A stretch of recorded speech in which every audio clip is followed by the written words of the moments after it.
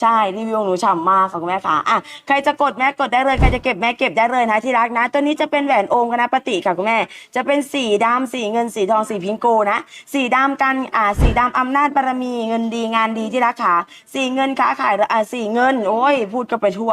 สีเงินคุณแม่ค่ะเงินดีงานดีความโชคลาภดีสีทองคุณแม่จ๋าสีทองนะที่รักนะตัวนี้นะทุกท่านนะจะเรื่องของค้าขายร่ำรวยสำหรับพี่ๆครีเอเตอร์ทั้งหลายค่ะคุณแม่สำหรับพ่อค้าแม่ขายน้องแนะนำสีทองสำหรับนะผู้พี่ๆขาที่ขายประกอบประกันหนูแนะนำสีทองควบคู่กับสีพิงโกค่ะที่รักมีโทรศัพท์ดิ้งๆมา